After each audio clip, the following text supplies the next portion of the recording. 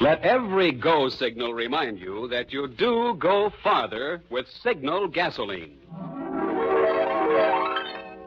The Signal Oil Program. The Signal Oil Company and your neighborhood Signal dealer bring you another curious story by The Whistler. Tonight, Seascape.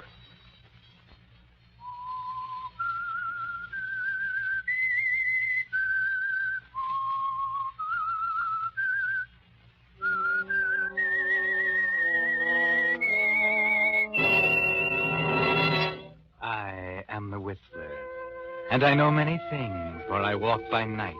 I know many strange tales, many secrets hidden in the hearts of men and women who have stepped into the shadows.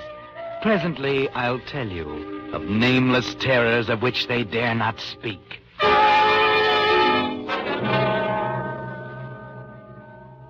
But first, Signal Oil Company wants to pass along this timely warning.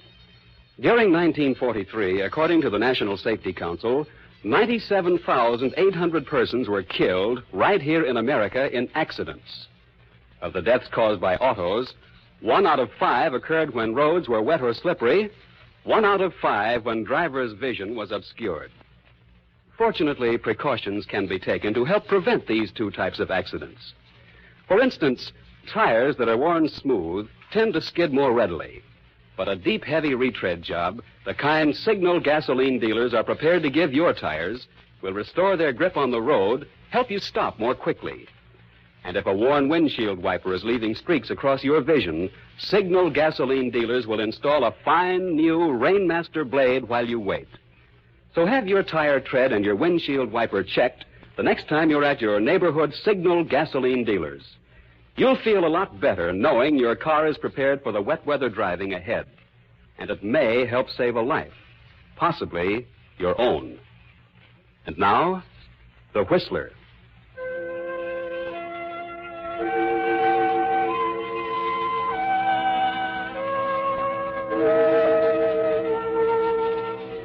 The Atlantic coastline from the Gulf of St. Lawrence south to Cape Hatteras and beyond is a treacherous one, an ever-present threat to the thousands of vessels which have for centuries moved in streams in and out of American ports. And the keepers of the lighthouses there are men with an awful responsibility. Men who must not only fight the perils of the storm, but must battle continually against the loneliness and despair of their vigil. It's not a very attractive life. No, especially for a girl like Madeline Murray, who 6 months ago came to live with her new husband, Richard, at their lighthouse on a rocky island off the coast of northern Maine. Good Lord. Just listen to that wind. Yes, Richard, I hear the wind. Things have been quiet for too long. I got a strange feeling something's going to happen. I wish it would. Oh, now, Madeline. Well, I do. Tell you, I can't help it, Richard. I'm so weary of the same old rocks and ocean I could almost scream. It's been 6 months, 6 long months. I know. But I tried to tell you before we... Yes, you did. I admit everything. You were honest and above board. You said it would be lonely and cold and silent, and I said it didn't matter. That doesn't help me now. It's driving me crazy, I tell you. Oh, now, please, Madeline. All right, I'm sorry. Just like all the other times. But I've done everything I can. Yes, what? Well, for example, why didn't you go into Bengal for a vacation that time? I told you were free to go, and Aunt Elizabeth would have been glad to have you. Oh, I just didn't feel like going. But why? It's just what you Oh, want. don't ask me why. Just didn't feel like going, that's all. Madeline, look at me. You don't love me anymore, do you? No. Furthermore, I never did. Well, you can go if you want to, Madeline. I can't go, Richard. That's why I'm going crazy. I want to, but I can't. Why did you marry me? You want the truth? Yes. All right. I can't go. I've got to stay here for another year, maybe longer than that. It's the last place in the world they think of looking for me. Looking for you? What do you mean? Who? The police. Police? I killed a man, Richard.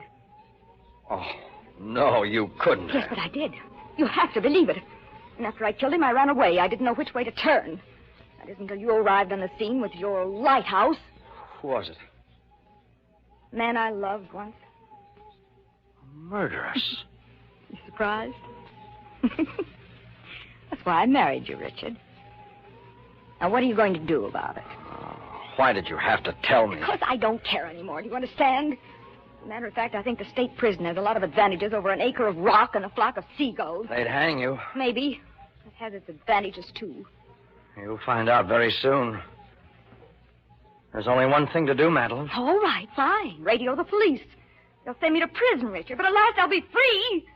That's a laugh, isn't it? I'll be free of this rock and you.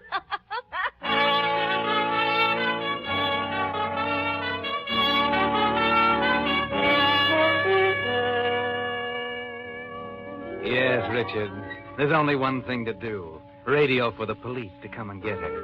That's the law, Richard. To do otherwise would be to shelter a fugitive from justice. That's what you're thinking as the long hours tick away in the stillness of your bedroom. You remember a lot of things now. The night you wandered into the Staghorn Inn 6 months ago and found her there at a table, looking as if she'd been crying.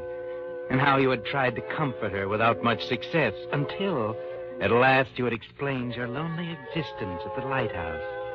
It was a different story then, wasn't it? Almost as if she'd suddenly got an idea. She was interested then, yes. Enthused about the paintings you brought to town.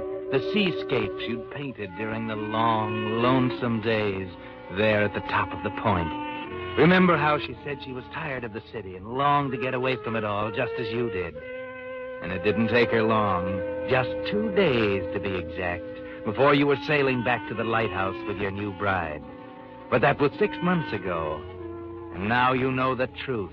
Madeline is a murderess.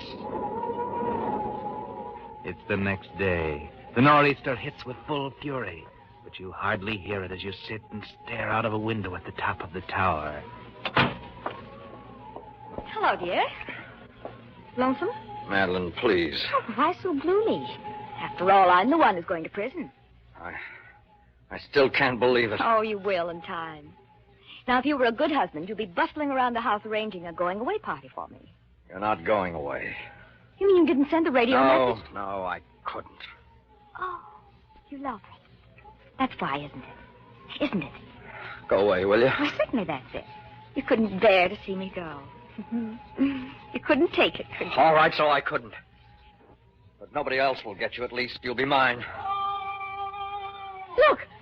Up there off the point. Good Lord. There's a man out there in a skiff. He won't last 5 minutes in that surf.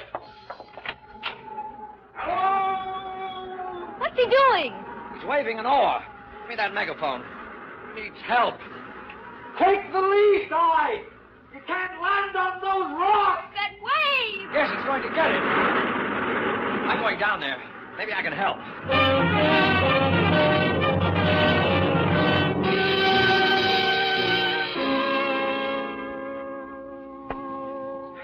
All right, here you go. That's it. He'll be okay in no time. Thanks. Yeah, I'm okay. Yeah, here you are. Sit on the couch. Gotta get these clothes off. Cold. I'm cold. Oh, he's passed out. Better cover you up, old man. You're all in.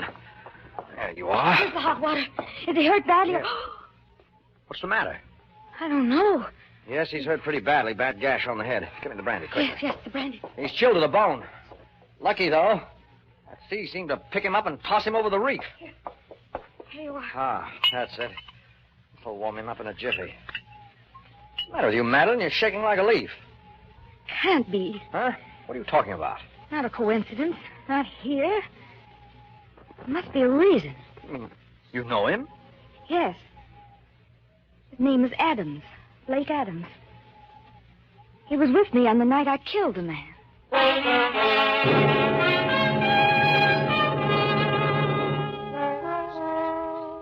Yes, Madeline, the night you killed a man was a night neither you nor Blake Adams will forget for a long time.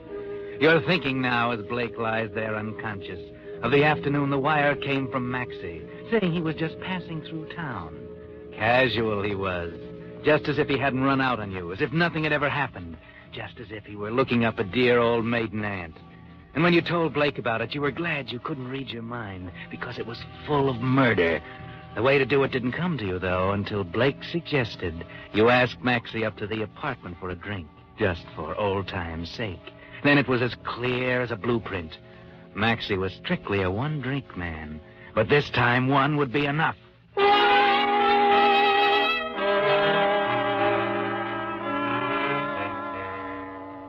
So it's natural you're wondering about Blake and how he came to crack up right on your doorstep. It's been 6 hours now since Richard brought him in, and you, Madeline, haven't left his side, and he seems to be stirring. Oh, my head. What happened? Where am I? Don't sit up. Now, don't sit up. There, that's it. I can't see very well. You're lucky to be here at all. Here, take a drink of this. Max. How did you... Madeline. Yes. Surprised? Not exactly. I'm Surprised to see you, Blake. How... What happened? Lie back now. You're a good patient. You've got a bad gash over your eye. Huh? Yeah, the rocks. Now I remember. That skiff. You must have been out of your mind to go out in a storm like that. I had to see you, baby. It's about Maxie.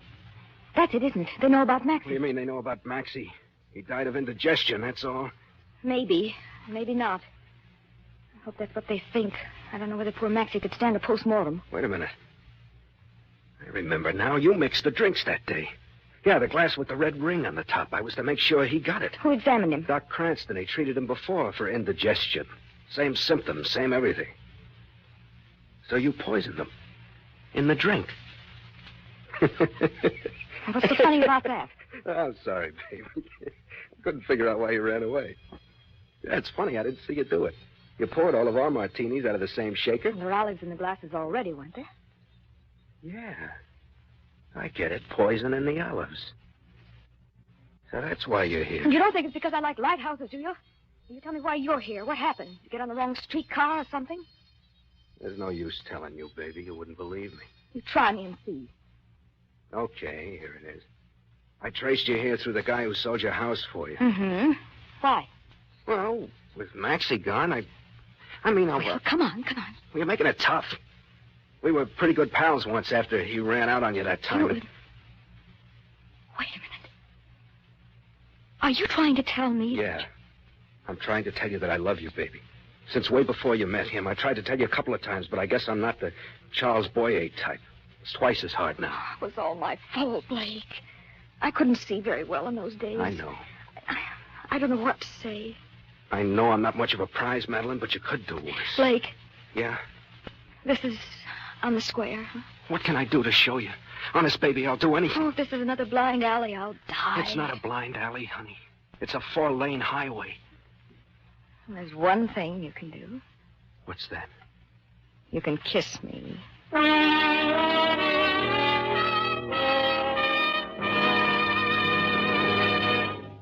You are listening to The Whistler, brought to you by your friend, the Signal Oil Company, marketers of famous Signal gasoline, your best buy today.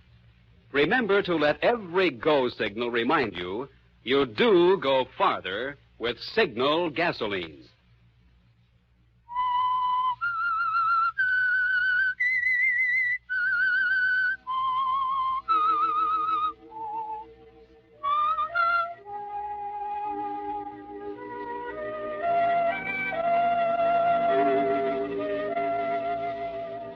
So Blake and Madeline have found each other out in a lonely lighthouse off the coast of Maine. And it doesn't seem to matter now that it took a murder to place their feet firmly on the 4-lane highway leading over the horizon. No, Maxie's death doesn't matter to them now. They only think of leaving the lighthouse and the cold gray ocean and Richard. What about that? What about Richard? The only other one who knows about Maxie. He's just returned from a trip to the mainland for supplies, and Madeline greets him at the entrance of the lighthouse. Well, back on time. Hello, Madeline. I was a little anxious for you. The channel's so rough today. Anxious for me?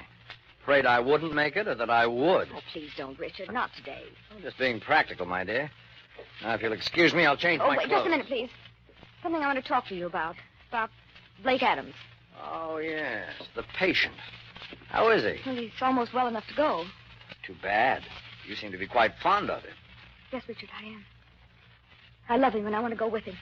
What? We haven't told you because we planned to simply take the boat some night while you were asleep. You're out of your mind. You'd be picked up in a minute. They don't know about the murder, Richard. He died of natural causes. You mean you're free? I mean that the three of us are the only ones who know. That's why I'm telling you we're going. Huh. The worm turns, eh? What was it you said a while ago? What am I going to do about it? You wouldn't go to the police now, would you? So I'm holding the strings at last. I'm a little more important to you now, huh? Richard, I love him. You've got to believe me. You don't know what love is. You can take your choice, Madeline. Stay here with me or hang.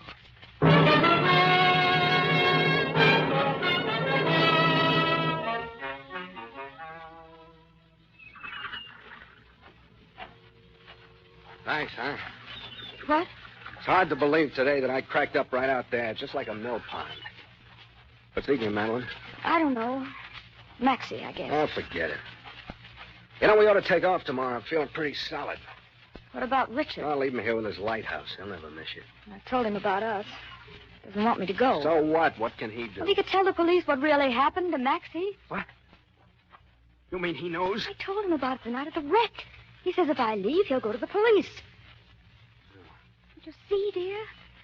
How could I know you were coming? It didn't seem to matter whether I lived or died. He couldn't testify against you, but... Listen, does he know you poisoned Maxie? I didn't tell him how. Good. He won't be suspicious of his coffee, for instance. What do you mean? Yeah. It's a gamble, but we got a chance. We need 24 hours. Listen, it's about 3 hours from the dock on the mainland to the airport. I got a pal over there with a plane. We can make Miami in 9 hours with luck and catch the clipper to Rio.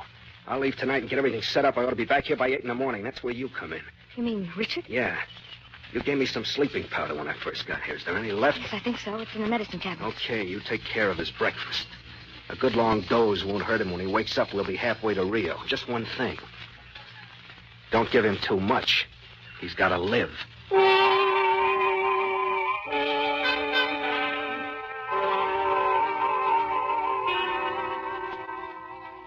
And so, all that night after Blake's departure, Madeline thinks about the job she must do, and of his strange interest in Richard's welfare, the way he emphasized his warning about an overdose. Richard must live, he said. But why? Blake had never been so humanitarian. No, Madeline, you don't sleep much that night, and it's about 5 o'clock in the morning when your eyes finally close.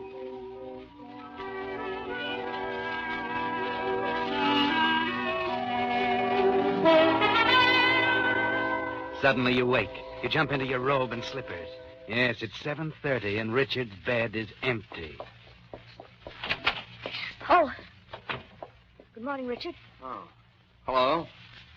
The dory's missing. And our good patient has left. Or am I telling you anything? Are you sure? Yes, I'm sure.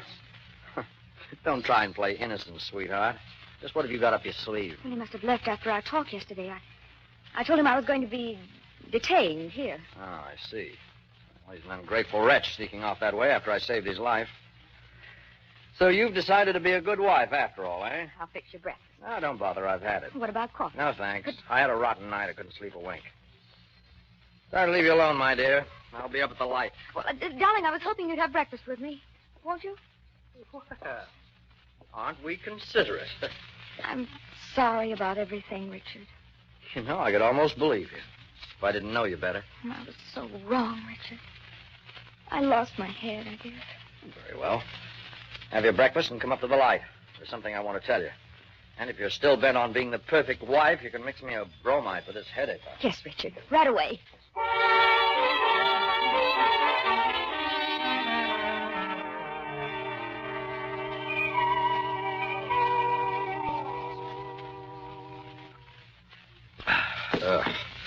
Has a sour taste. This is a different brand. I guess so. Now, about Blake. He knows all about your past? Yes. And are you sure of him? Well, what do you mean? This. Well, an article has been torn out. Now, off the front page. You can still make out the tips of the top headline. Go on, look at it. Well, what about it? It said reward offered. Does that suggest anything to you? I don't know. How sure are you that your little escapade is a dead issue? Oh, you're wrong. He wouldn't do it. I know him. Oh, I don't know. People do strange things for money, Madeline. For instance, at this very moment, he could be telling some interesting things to the police. You brought that paper yesterday. What did the article say? Unfortunately, I hadn't got around to reading it. You know, it wouldn't surprise me a great deal to discover you might be a bit hotter than you think. Well, I think I'll go down and take a short nap. Wake me at 10, will you?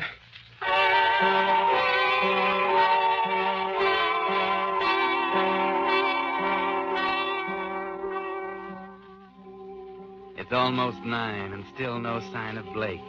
Madeline tries to shrug off the suspicion in her mind, but it's there to stay, and it keeps growing, growing, growing.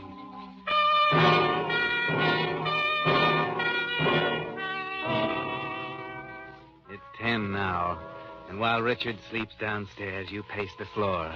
No, he wouldn't do that to you, but where is he? What could keep him this long? It's a double cross. It must be. Yes, so why did he warn you against the overdose? Richard is precious to him, that's why. They don't pay rewards on arrests. They pay off on conviction. And Richard knows enough to convict you. Blake isn't coming back. The next thing you will see is a boatload of police. Yes, that's it, the launch, down at the landing. Your only chance. Maybe you can make it before they get here. You can just get to the mainland. Now to find your small pistol and slip it in your purse. And now down to the launch. But wait a minute. There's a boat coming in. It's Blake, and he's alone. Grab the line, honey. Here you go. Where have you been? No fancy nuts this time. We won't be here long. You all set? You're late. Yeah. I know. It wasn't as easy as I thought. You take care of him? Yes? What's the matter? I don't know. Come on, I snap don't out know. of it. The plane's all fixed. We'll be in Miami tonight. Cost me $500, but... Wait a minute. You were careful with the sleeping powder, like I said. Yes, just like you said. Why did you say it? What do you mean? Why were you so interested in Richard's health? Oh, one murder rap is plenty in my league, baby. Come on, we gotta go. Wait a minute. I've been thinking, Blake. Now, wait a minute. Something I found up in the house started me thinking. Well, think on the way. We haven't time to be standing around passing the time of day. Come on. Just a minute. It was a newspaper with an article cut out about a reward. Where did you find that? You tore it out, now, didn't you? They're offering a reward for me. No, you're wrong, baby. They're not offering a reward for you. There was something in it I didn't want your husband to see. Here, look. Does this make you feel any better? Receipts for the charter plane and 2 reservations to Rio. Does that look like a double cross? I don't know. You gotta believe me. But we can't stand here arguing. All right, I'll get my bag.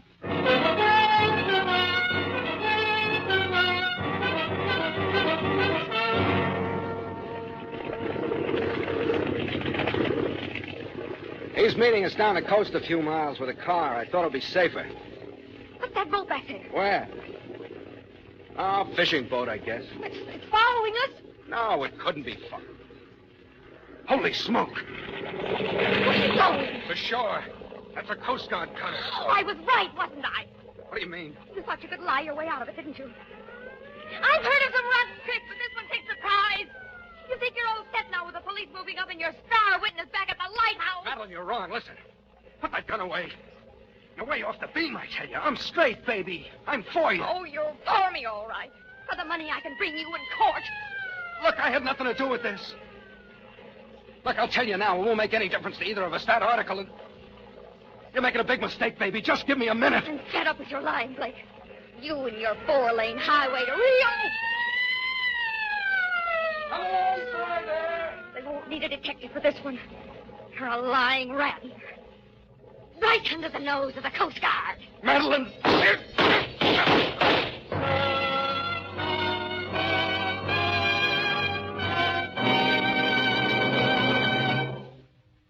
The Whistler will be back in just a moment with a strange ending of tonight's story. Meantime, here's the answer to a question many drivers have asked. Does motor oil have any effect on gasoline mileage? The answer is yes, definitely. It's only logical that anything that helps your motor run better will also help it deliver more power from the gasoline it uses. That's why the 7-way protection which Solvent Refining gives Signal 4-Star Motor Oil is doubly important today. You see, because of Solvent Refining, the latest, most costly process known to oil engineers, pure paraffin-based Signal 4-Star Motor Oil has triple-strength film that clings to motor surfaces, seals in power, retains its lubricating quality for longer miles, and actually forms less carbon. Best of all, while you're enjoying this improved performance, you're profiting in 2 extra ways. 1, in longer motor life, and 2, in helping your gasoline go farther. So make your next oil change a change to solvent-refined Signal 4-Star Motor Oil. It's one of the famous Go Farther Signal products featured by that lubrication specialist whose permanent business is helping cars go farther. Your neighborhood Signal gasoline dealer. Now, back to the Whistler.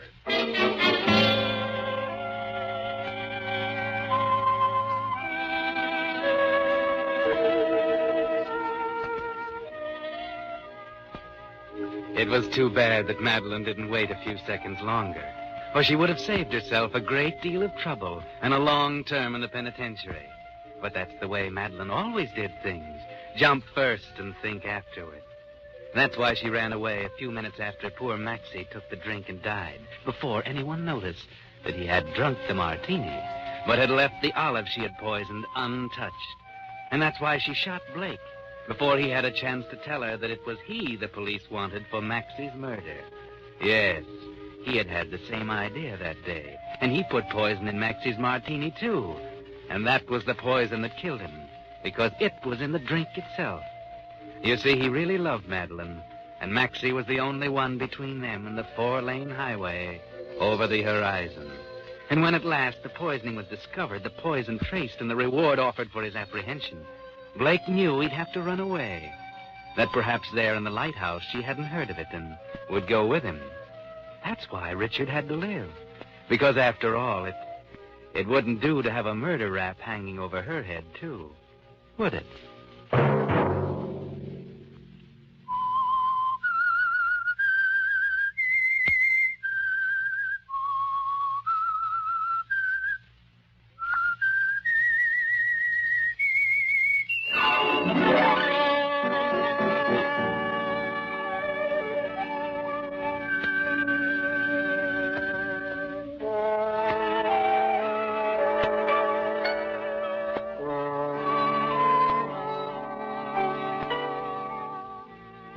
Next Monday at 9 o'clock, the Signal Oil program will bring you another strange tale by the Whistler.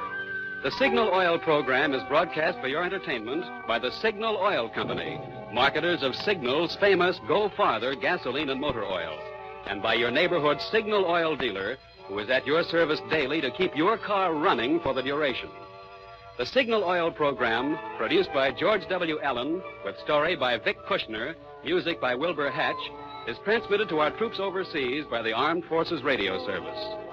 Bob Anderson speaking for your friend, the Signal Oil Company, and suggesting once again that you let every go signal remind you that you do go farther with Signal gasoline.